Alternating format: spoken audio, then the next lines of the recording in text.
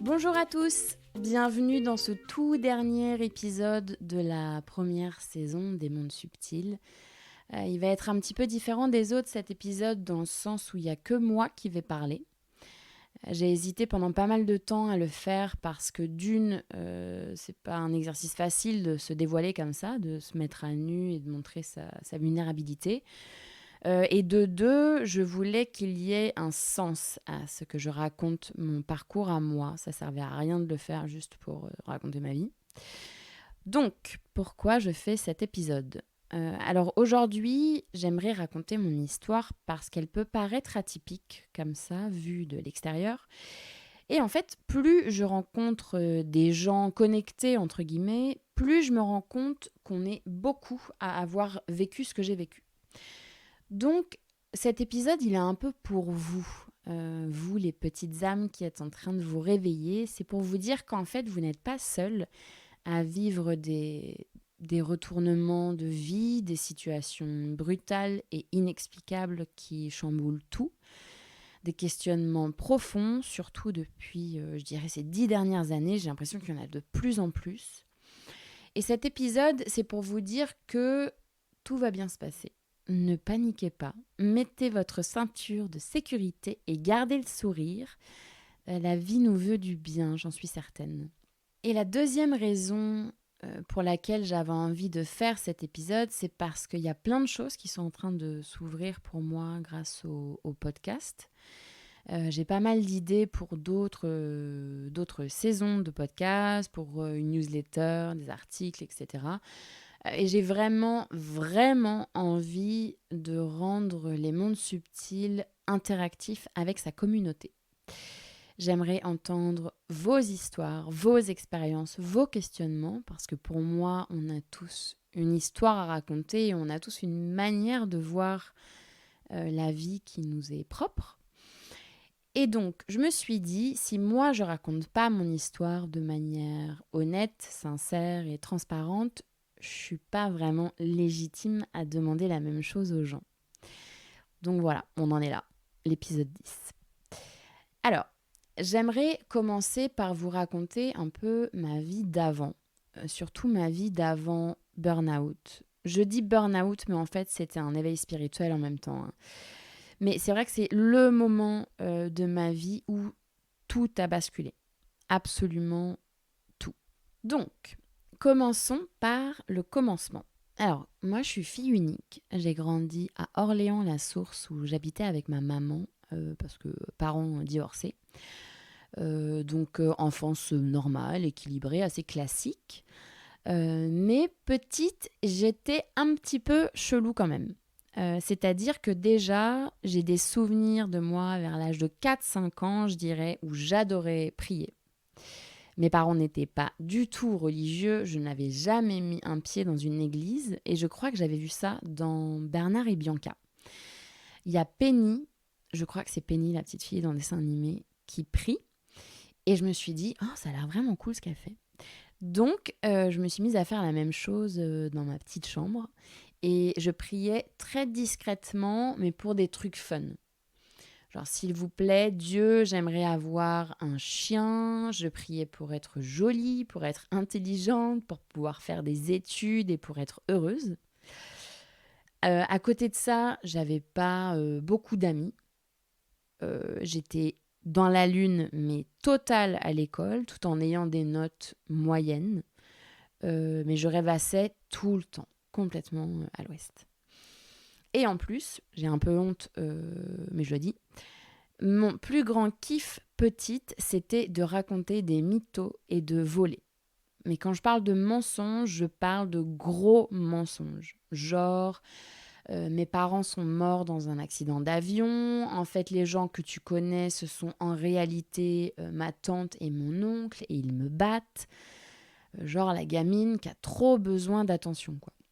Alors que mes parents m'en donnaient. C'était pas le problème. Et j'adorais voler. mais voler des trucs tout cons, des gommes, des stylos à paillettes à l'école, des cadeaux Happy Meal chez McDo. Voilà, jusqu'au jour où je me suis faite griller, j'ai pris un sacré savon et ça s'est arrêté net. Donc voilà, l'enfance. Et puis ensuite, scolarité assez classique, mais ado et jeune femme très sensible et un peu tourmentée. C'est-à-dire que je suis toujours dans les extrêmes. Je peux aller de bonheur intense et extase à dépression totale en 2 secondes. La moindre déception, en fait, me fait flancher. J'ai toujours été comme ça. Et un mal-être intérieur que je n'arrive pas à expliquer. Je ne sais pas d'où ça vient, mais je me sens souvent extraterrestre, décalée. Je rentre pas dans le moule comme les autres, je suis pas à l'aise comme les autres. Les gens captent pas trop mon humour qui est un peu noir. Mais en même temps, j'ai une grande capacité à être caméléon. Je sais pas comment expliquer en fait. C'est comme si au fond de moi, je savais que j'étais un peu bizarre, mais que j'arrivais très bien à capter les codes de l'intégration à des groupes et à devenir en fait ultra malléable et adaptable. Et maman, papa, bouchez-vous les oreilles, je me réfugie totalement dans la drogue. Je fume mon premier joint à l'âge de 14 ans en soirée. J'adore l'expérience, j'adore. Et à 16 ans, je commence à fumer tous les jours. Tous les jours, tous les soirs avant d'aller dormir. Je ne peux pas dormir sans, mais je fume jamais en journée. Et en fait, le bédo, les joints, le cannabis, c'était vraiment mon refuge, c'était mon igloo. Je trouvais la vie tellement dure, tellement moche, je me sentais tellement faible par rapport aux autres que j'avais besoin de quelque chose pour m'offrir une porte de sortie, même si c'était juste pour quelques heures. Juste quelques heures d'apaisement face à ce supplice qu'est le quotidien et la vie en général. Et de toute façon, tous les gens qui se réfugient dans la drogue, l'alcool, le chocolat, ou les mecs là, qui font 4 heures de sport par jour, vous croyez qu'on ne vous voit pas, vous? Pour moi, c'est qu'il y a un problème. C'est qu'il y a un mal-être qu'on essaye de mettre en sourdine. Et il y a eu beaucoup de moments où je me disais, je vais jamais y arriver. Dans le sens, je vais jamais réussir à vivre sans vouloir mettre fin à mes jours. À aucun moment, j'ai pensé à faire ça concrètement. Mais il y a eu beaucoup de moments où j'ai eu des idées noires de, en fait, j'ai pas les épaules pour faire face à la vie, tout simplement. C'est trop dur. Et j'ai un papa avec qui je suis proche, même si on est très différents.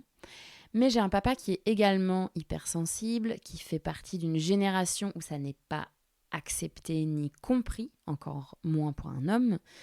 Et il a essayé de me blinder en me disant « T'es trop sensible, la vie c'est dur, on ne fera pas de cadeaux, il faut que tu t'endurcisses, il faut pas que tu te laisses bouffer, etc. etc. » Et le truc c'est que c'était bienveillant de sa part, c'est être un bon père que d'essayer au mieux de préparer son enfant à faire face à la réalité de la vie. Et j'avais également ma famille qui me disait « Tu es trop sensible, ah là là, tu prends tout mal, tu prends tout pour toi, il faut que tu arrêtes. » Et donc voilà, à 15 ans, je me dis « Ouais, il faut que je m'endurcisse. Il faut que j'arrête d'être sensible. » Comme si on pouvait arrêter d'être sensible. Bref. Sauf qu'en fait, à 20 ans, tu te rends compte que tu n'y arrives pas. À 25 ans, tu commences à douter que tu vas un jour y arriver. Et à 30 ans, tu réalises que c'est pas possible. Donc en fait, tu fais quoi ? Elle est où la solution ? Et croyez-moi ou non, j'ai vraiment pris conscience d'être quelqu'un d'hypersensible il y a quelques mois seulement.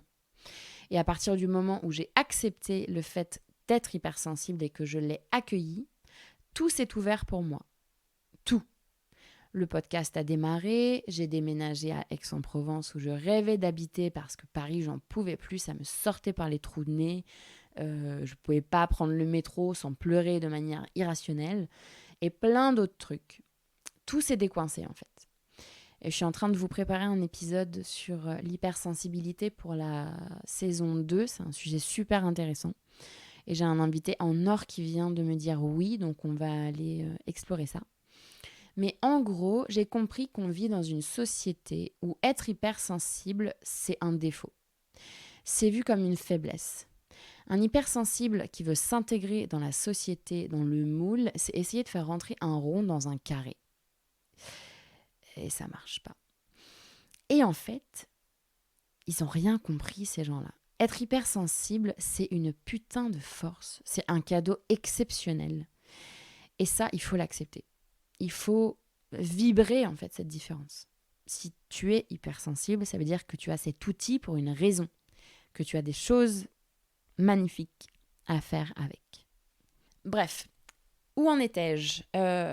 Donc voilà, gros mal-être, je me sens pas du tout heureuse et en fait je fais semblant de rentrer dans le moule et je me donne à fond pour réussir parce que je me dis bon, bah peut-être que le bonheur c'est quand j'aurai réussi à être respectée et reconnue professionnellement, à acheter une grande maison, à avoir une belle voiture, un Thermomix, je rigole, à me marier avec un mec de dingue, à faire des enfants, etc. Donc j'y vais à fond. Je fais des études de langue à Paris. Et puis à 20 ans, je fais une espèce de crise existentielle et je décide de tout lâcher. Je me casse en Argentine toute seule parce que je me dis, bon, bah peut-être que je vais laisser ce mal-être derrière moi. Peut-être que le malheur, ça ne traverse pas les frontières. C'est beau, la naïveté. Puis l'Argentine, c'est le carnage. Je vais pas à mes cours d'espagnol, je sèche complètement les cours.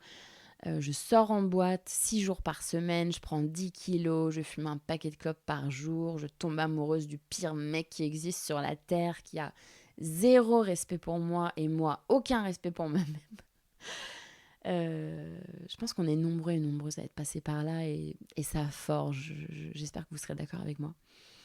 Et à côté de ça, je me fais des amis en or, des amis magnifiques qui sont toujours dans ma vie aujourd'hui. Et même si on vit aux quatre coins du monde, on est soudés pour la vie et ça, c'est un sacré cadeau. Donc après l'Argentine, je pars faire des études de journalisme en Angleterre. J'ai postulé dans une université à Londres. J'ai même pas compris comment j'ai réussi le test d'entrée parce que moi, j'ai toujours été une élève avec 10,001 de moyenne. Ça passait toujours très, très juste. Donc, je pars à Londres, gouffre financier pour moi et mes parents, prêt pour les frais de scolarité. Mes parents payent le loyer qui coûte un bras. Moi, je bosse en agence de voyage pendant toutes mes vacances pour pouvoir vivre à Londres, qui coûte tellement cher aussi. Et je déteste la ville au début. Je ne comprends pas l'accent anglais. Je déteste les colocs étudiantes. Bref, la première année, c'est le désastre total. Je déprime et je fais tout pour pouvoir rentrer en France, sauf que je suis coincée, quoi. J'ai pris un prêt, je me suis engagée sur 3 ans avec la fac. Mes parents ont payé 1 an de loyer pour mon logement. Enfin bref, je ne peux pas partir. Et puis, au fur et à mesure, je commence à me faire des potes. Je sors avec un anglais pendant 3-4 ans. Je finis mes études, je fais des stages. Mes débuts professionnels se passent super bien. Je commence à travailler chez Warner en production de documentaires et reportages pour la télé anglaise et américaine. Ensuite, à la BBC, je suis en freelance, on m'appelle, je bosse sur des documentaires très cool, je pars en tournage, je gagne de l'argent. Tout a l'air de rouler, quoi, dans le sens où c'est bon, j'ai réussi, j'ai percé. Mais il y a encore ce mal-être. Et moi, je suis un peu en mode, tais-toi, c'est bon, quoi. Tu veux quoi de plus ? Tu as tout. C'est quoi le problème, en fait ? Et je continue ma vie. Donc, je bosse comme une acharnée, je rentre chez moi, je m'endors le cerveau au cannabis. Je me réveille, je bosse comme une acharnée, je rentre, je fume, un robot, un mouton. Et pendant tout ce temps-là, je ne suis pas du tout connectée à quoi que ce soit. Hein. Je continue à prier quand j'ai des épisodes où je vais très mal, mais je suis en mode pas du tout ouverte à tout ça.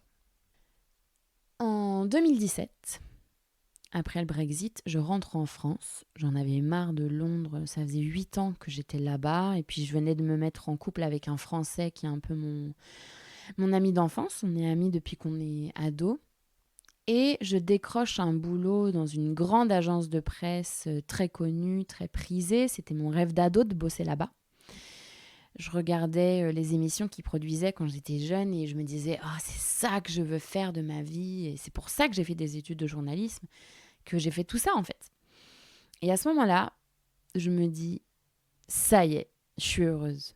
Ce mal-être est parti. » Je rentre en France, chez moi, à la maison. Je suis follement amoureuse de mon mec. Je viens de décrocher le boulot de mes rêves, le boulot de ma vie. C'est le summum du bonheur. Et là, je commence le boulot. Et dès mon arrivée, je n'arrêtais pas de pleurer. Mais c'était incompréhensible. Je pleurais et je disais aux gens « Je sais pas pourquoi, non mais je suis hyper heureuse, ça va super ». Et en fait, je pense que mon âme, au fond, elle criait au fond de moi. Elle savait que c'était pas le bon chemin, mais j'ai pas compris à ce moment-là. J'ai pas écouté, en fait, j'ai pas compris. Donc, j'ai continué. Mais le boulot, ça se passait très mal. Je me sentais prisonnière, je me sentais exploitée, parfois manipulée. On me faisait des belles promesses pour me garder bien sage. Et puis, évidemment, ça ne donnait rien. Mais je restais. Et je faisais comme d'habitude. Je me réveillais, j'allais bosser, je rentrais, je fumais des joints, je dormais, je me réveillais, j'allais bosser. Et ça me donne envie de pleurer, de repenser à cette période, à quel point j'étais malheureuse, mais je continuais comme un hamster dans une roue qui tourne à l'infini. Là, c'est horrible. C'est exactement ce que dit Regina dans l'épisode sur les pierres quand elle parle de la jade néphrite. Elle dit « Il faut tenir, je dois rien lâcher ». C'était complètement ça.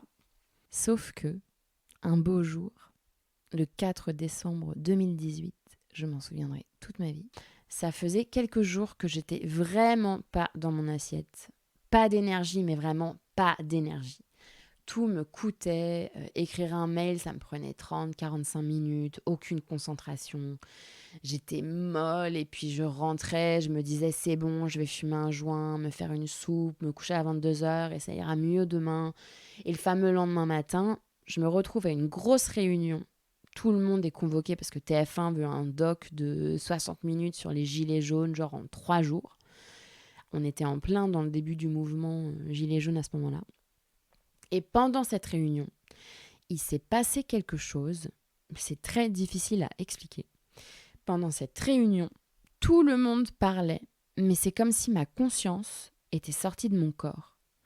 Comme si je voyais la scène, mais dans un film, alors que c'est la réalité. Et je n'entendais plus aucun son. Je voyais que les gens parlaient parce que les lèvres bougeaient, mais je captais pas le son en fait. Comme si un petit singe avec des cymbales m'avait sonné. J'étais sonnée et j'avais des acouphènes bizarres dans les oreilles et comme si une voix en moi me disait « Mais qu'est-ce que tu fais là en fait ?»« Bah rien, tu n'as rien à faire là. » Et je me suis dit « Bah oui, c'est vrai, j'ai rien à faire là. » Et je vis toute la réunion comme ça, en fait. Je suis là, mais je ne suis pas là. Je sors de réunion, je me réfugie dans le placard à papier, enveloppe, etc. Et je pleure, mais de manière incontrôlable. Une explosion, un tsunami. J'envoie un message à une de mes copines de boulot qui est devenue une de mes amies les plus proches aujourd'hui, Marie. Et je lui dis « S'il te plaît, viens, ça va pas du tout. » Donc, elle arrive... et je suis en train de m'effondrer, mais totalement. Et je lui dis, Marie, je peux plus. Je ne peux plus, c'est plus possible. Et là, mon mec m'appelle, et il était avec une de mes meilleures amies d'enfance d'Orléans, Astrid, et il me dit, devine où on est. On est juste devant ton boulot, viens, on déjeune tous les trois. Bon, aujourd'hui, je crois plus aux coïncidences, ils étaient pas là pour rien. Et je prends mon sac à main, mon manteau, je vais voir ma rédactrice en chef. J'avais mon mascara, mais qui avait coulé jusqu'au menton. J'étais au fond du trou et je lui dis « Désolée, mais je m'en vais. » Et elle me dit « Ah bah non, on a réunion dans 4 minutes. » Et je lui réponds « Non, non, mais désolée, mais je m'en vais. » Et le fait est que j'y suis jamais retournée. Meilleure décision de ma vie. Je vais déjeuner avec mon mec et mon amie Astrid, mais incapable de manger. Je n'arrêtais pas de pleurer, je comprenais pas ce qui m'arrivait. Je buvais un coca et je fixais le vide, mais comme un zombie, quoi. J'étais morte de l'intérieur. Mon copain m'emmène chez le médecin qui me met en arrêt et qui me pose la question inévitable. Bon, est-ce que je te prescris des antidépresseurs ? Donc je dis non, non, non, surtout pas. Moi, ça me fait peur ces trucs-là. Ça va aller. J'ai juste besoin de me reposer. Je rentre chez moi. Je crois que j'ai dormi pendant 2 jours. Et une autre de mes meilleures amies, Alix, m'appelle et me dit « Tu es en train de faire un burn-out. Surtout, repose-toi, ne culpabilise pas par rapport au travail et profite de cet arrêt maladie. » J'avais été mise en arrêt 1 semaine. Profite de cet arrêt maladie pour faire que des choses qui t'amènent de la joie. Si tu veux rester au lit, reste au lit. Si tu veux sortir faire des expos, aller au cinéma, voir tes potes, etc., fais-le. Prends du temps pour toi. Et c'est le meilleur conseil qu'elle ait pu me donner. Et j'ai passé, à partir de ce moment-là, 2 semaines extrêmement bizarres, mystiques, comme si j'étais quelqu'un d'autre. Donc par exemple, j'étais passée devant une boutique d'origami et j'ai acheté genre 300 balles de papier d'origami. Et je passais mes journées à faire des guirlandes d'origami, genre des pliages d'oiseaux en papier et de manière un peu maniaque, quoi. Et j'étais obsédée par les grands questionnements de la vie, le sens de la vie. Est-ce qu'on se réincarne ? Est-ce qu'on est ici pour faire quelque chose ? Qu'est-ce que je suis censée faire ? Est-ce que j'ai une mission de vie ? Et je lisais des trucs lunaires, genre les théories de réincarnation vues par les bouddhistes, la roue karmique de réincarnation, l'astrologie, la numérologie avec le chemin de vie, etc. Et je faisais que ça. Je ne parlais que de ça. Et mon mec m'a super bien gérée à l'époque, il m'accompagnait vachement. Et je me sentais pas folle en fait. Il était à l'écoute, il écoutait vraiment ce que j'avais à dire. Et ça franchement, je ne l'en remercierai jamais assez. Mais je ne dormais plus la nuit non plus. C'est-à-dire que je dormais entre 3 et 5 heures par nuit. Mais ça me suffisait. Alors que bon, je suis un peu mi-femme, mi-marmotte. J'ai besoin de mes 8 heures de sommeil minimum d'habitude. Donc là, rien à voir. J'avais une énergie comme j'en avais jamais eu. On avait l'impression que j'étais sous speed, mais 24 heures sur 24. Et je mangeais plus non plus. Genre, j'ai pas besoin de manger pour avoir de l'énergie, en fait. Et j'ai arrêté de fumer net. Tout. Les clopes, les joints, plus rien du tout du jour au lendemain et aucun symptôme de manque. Comme si j'avais jamais fumé de ma vie.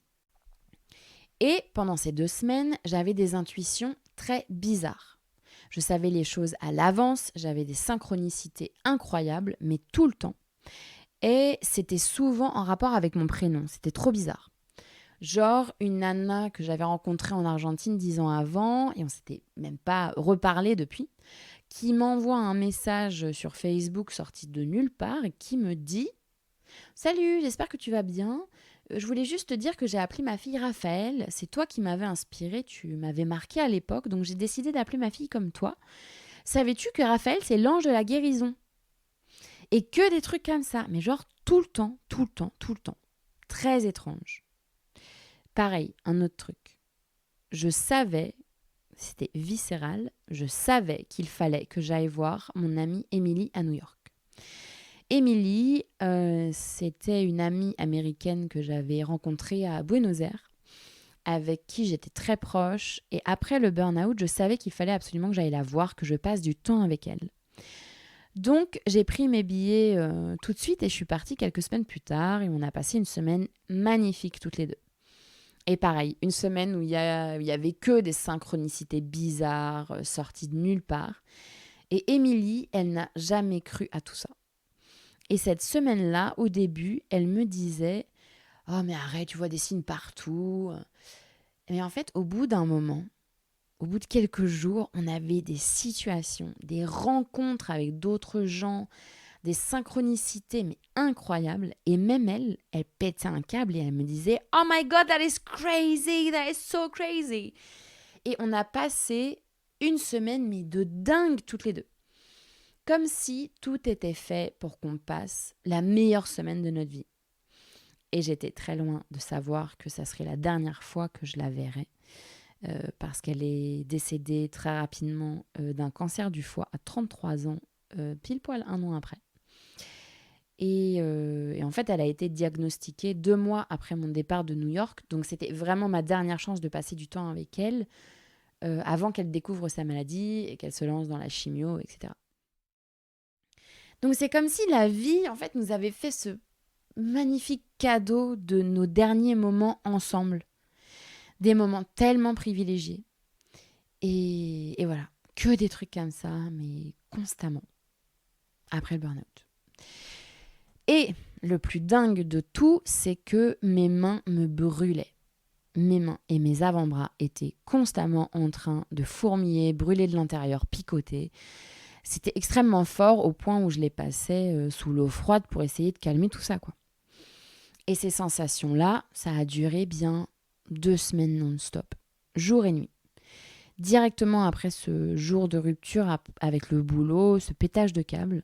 Et j'ai tout de suite compris que c'était du magnétisme ou un truc dans le genre. Et qu'on me demandait, alors la vie, on me demandait d'utiliser mes mains pour soigner.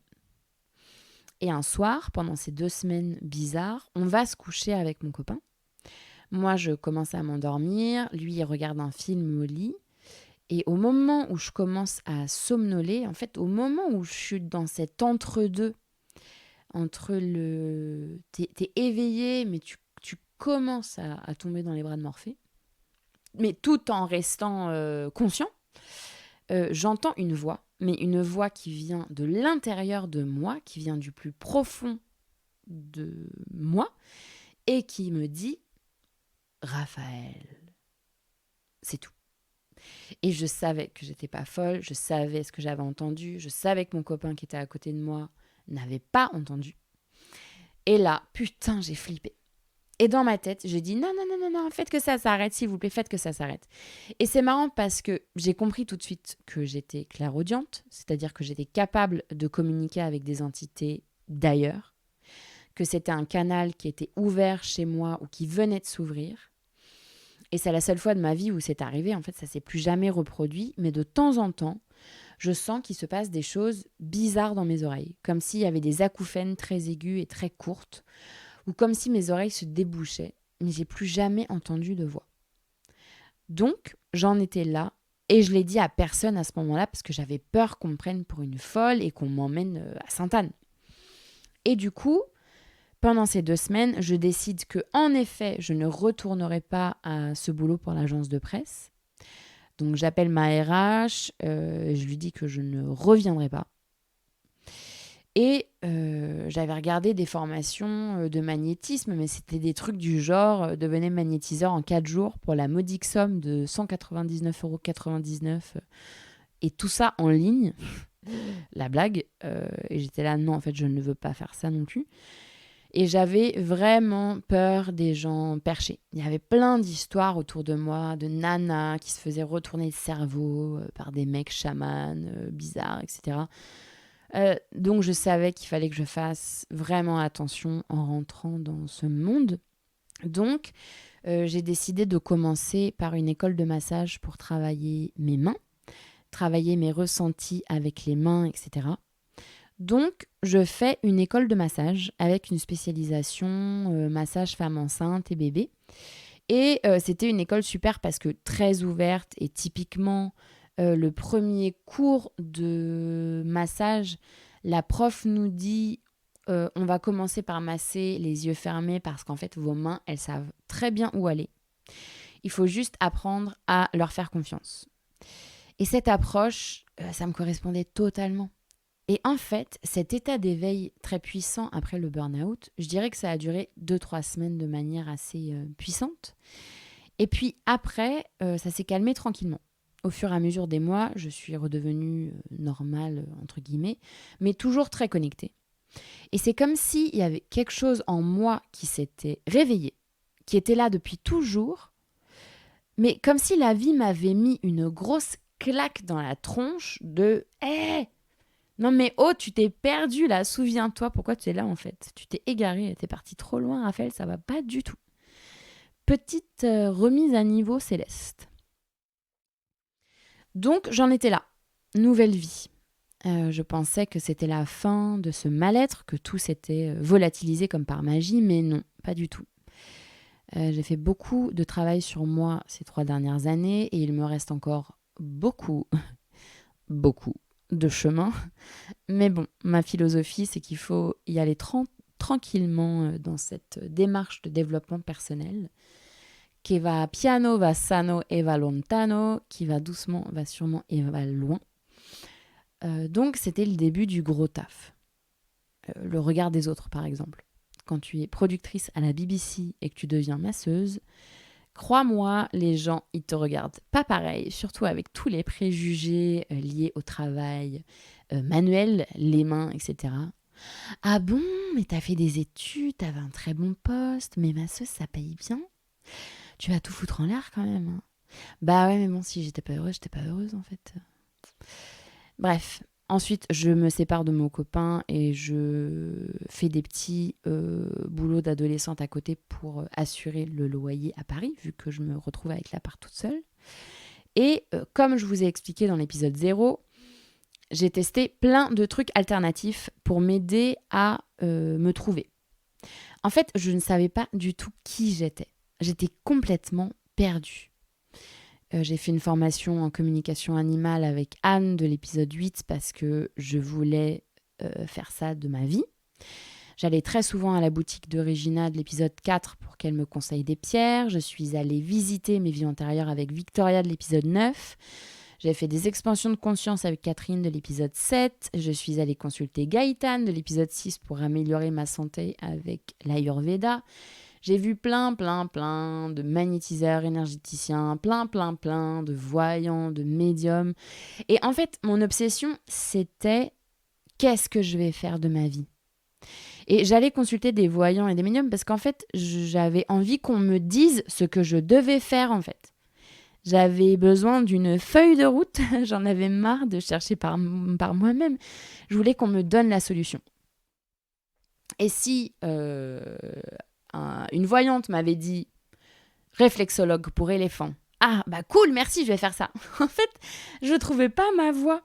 Et le massage, bah c'était cool, mais masser tous les jours, plusieurs fois par jour, ça ne m'épanouissait pas. Et à aucun moment, je me sentais à ma place. Genre, ça y est, j'ai trouvé mon truc. Et j'ai toujours eu cette conviction au fond de moi qu'on a tous quelque chose et qu'on est tous faits pour quelque chose. Une passion, quelque chose qui nous épanouit en même temps qui rend service à l'autre, à la planète, à la société, et quelque chose qui nous nourrit. Et ça, je suis persuadée que chaque personne sur cette terre a au moins une chose, une activité, une faculté, quelque chose d'inné où il excelle. Et moi, il fallait que je trouve ce que c'était pour moi en fait. Bref, donc j'ai exploré. J'ai rencontré plein de gens connectés, j'ai découvert les librairies ésotériques, j'ai lu plein de livres, j'ai regardé plein de documentaires, j'ai déconstruit. Je me suis déconstruit. Pourquoi je crois ça ? Pourquoi je pense ça ? Pourquoi j'ai cette réaction-là face à cette situation ? Pourquoi ça me met en colère ?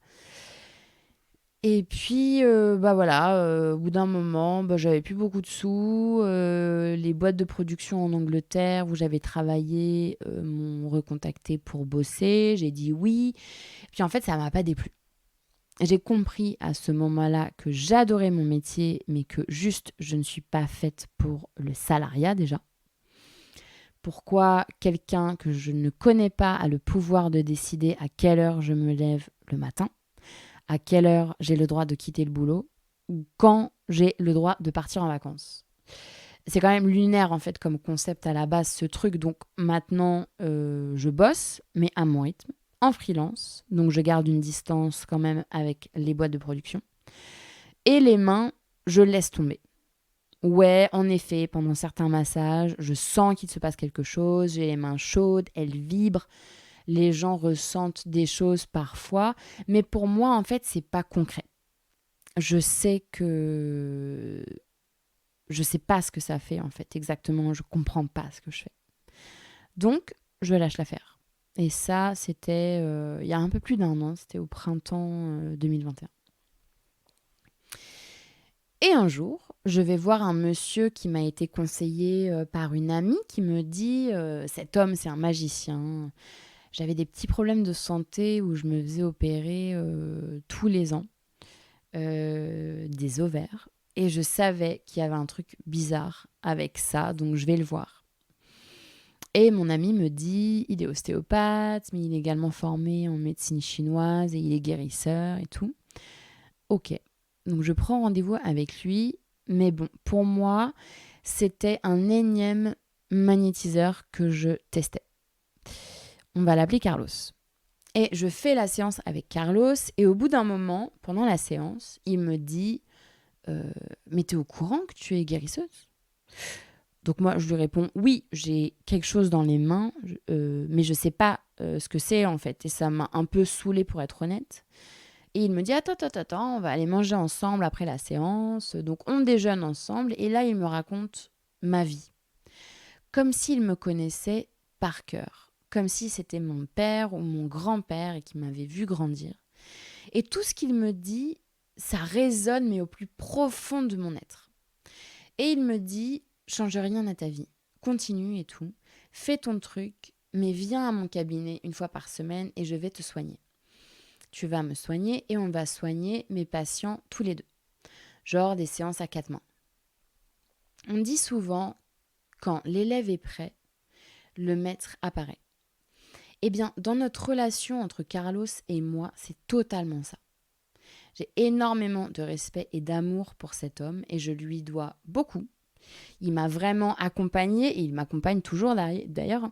Et grâce à lui, eh bien, mes mains se développent encore et encore. Je sens que ça s'éveille.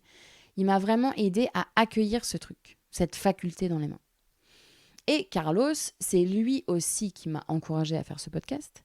Il m'a souvent mis de gros coups de pied aux fesses pour que je me lance. Il m'a relevé ou m'a aidé à me relever dans des moments où ça n'allait pas du tout.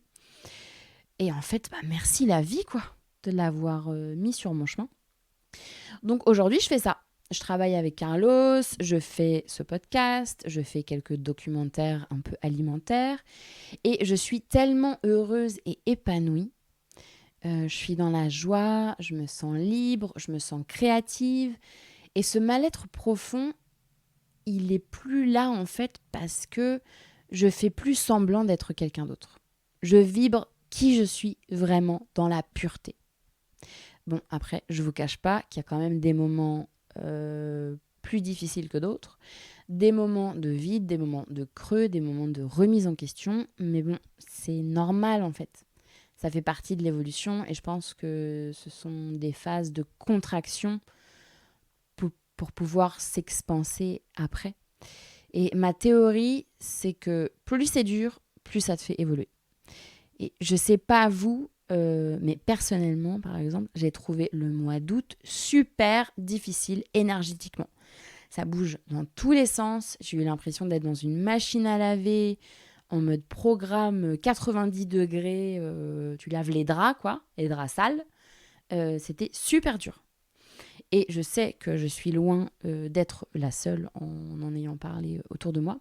Donc, si vous avez vécu ça, vous aussi, sachez que c'est normal, ça fait partie de la transition qu'on est en train de vivre en ce moment sur le plan collectif. Et pour revenir au podcast, pourquoi j'ai décidé de faire ce podcast, de créer Les Mondes Subtils ? Parce que j'avais envie de partager toutes ces découvertes avec des gens qui se posaient les mêmes questions que moi.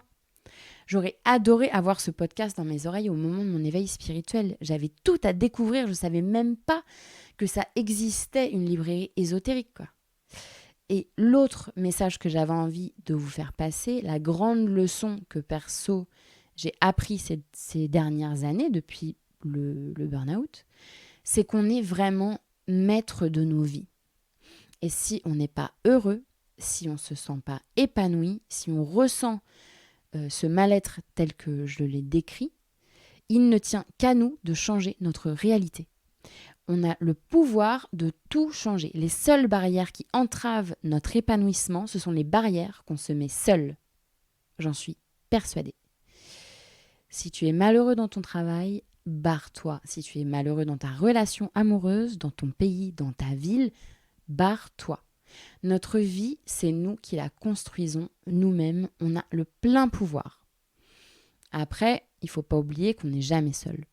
On a des guides, il y a des ancêtres, des animaux, des gens, d'autres vies.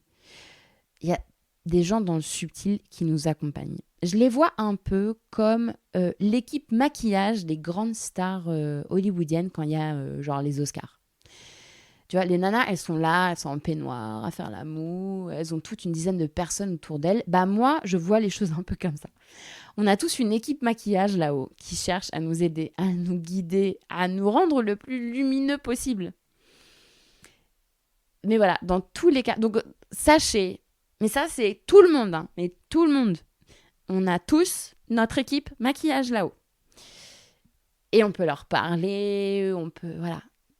Les moments où ça va pas, parlez-leur. Mais dans tous les cas, aie confiance. La vie te veut du bien. Elle veut que tu exprimes qui tu es vraiment, ton essence.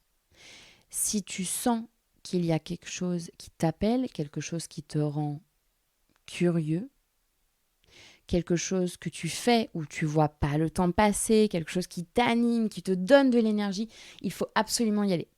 Je pense que le secret, c'est d'aller vers ce qui nous met en joie, tout simplement, et de dégager le reste. Bon, après, dégager le reste, on s'entend. Hein. Personnellement, ça ne me met pas en joie de faire mes déclarations URSSAF, mais bon, je le fais quand même, ça fait partie de la vie aussi, il faut accepter cette petite partie-là. Mais en gros, tout ce qui t'excite et qui te met en joie, en tout cas, moi, c'est un peu ma règle d'or maintenant. Tout ce qui m'amène de la joie, qui me titille, qui m'excite, qui me donne envie, j'y vais. Et tout ce qui me plombe, etc., bon, dans la mesure du possible, hein, genre exemple URSSAF, je suis là, non, en fait, ça me saoule, je le fais pas. Puis tant pis pour les gens qui sont vexés. Et puis tant pis si j'ai déjà payé en avance. En fait, ça me gonfle. Donc voilà. Donc, allez-y. Le bonheur, il est vraiment à portée de main. Et quand tu décides, quand tu t'engages dans cette quête de trouver ce qu'il y a au fond de toi, la vie t'aide, mais c'est tellement magnifique. Comme si tu voyais de plus en plus de petits signes, de petits panneaux sur la route. En fait, c'est merveilleux. Et c'est un appel qui vient du fin fond de ton être. Mais en fait, l'appel, c'est toi. C'est la vraie version de toi. C'est la version la plus pure de toi.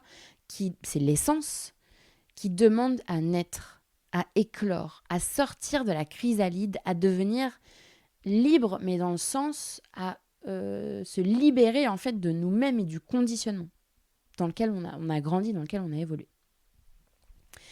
Voilà ce que je voulais dire. Voilà, donc c'est la fin de cet épisode, c'est la fin de cette première saison. Sachez que j'ai adoré la faire. Chaque étape de production a été un énorme kiff, sauf les petits problèmes techniques de son. Et je reviens vite avec une deuxième saison. Je ne sais pas trop quand encore, mais je pense courant fin 2022, début 2023. Je l'annoncerai sur le podcast et sur les réseaux sociaux. Et comme je vous l'ai déjà annoncé dans chaque épisode, je lance ma newsletter qui est un peu en train de changer de forme d'ailleurs, j'avoue. En fait, j'étais persuadée que ça allait être une newsletter genre écrite et en fait, maintenant, je suis plus trop sûre. Je pense que ça va être plus de l'audio ou un mélange d'articles et d'audio. Je sais pas trop sur quelle plateforme. Et voilà, ça va sortir courant septembre, fin septembre, début octobre. Mais pas plus tard que ça. Donc voilà, en tout cas, je vous tiendrai au courant sur ce qui va sortir. Mais il y a quelque chose qui va sortir, je le sens. Et en tout cas, voilà, le contenu, ça change pas, c'est sûr. Il y aura plein d'articles sur des livres, un peu les grands classiques de l'ésotérisme et de la spiritualité. Ou en tout cas, des livres que j'ai trouvé vraiment assez intéressants qui apportent des réponses assez concrètes. Il y aura également des témoignages de personnes qui ont vécu des éveils spirituels ou des événements un peu mystiques, voilà, des petites expériences. On parlera d'artistes ou de personnes assez connues qui étaient très connectées en fait. Mais voilà, tout ça toujours lié au monde de l'invisible, des énergies, de l'ésotérisme, de la spiritualité. Et il y aura également un bulletin mensuel de numérologie fait par Anne-Marie, qui est numérologue bien sûr, et interviewée dans le podcast au début de la saison, qui en fait nous fera un petit topo en début de chaque mois sur les énergies sur le plan collectif du mois en cours. Voilà, donc si vous voulez me soutenir, vous pouvez faire des dons. Le lien Helloasso est dans les notes de l'épisode également.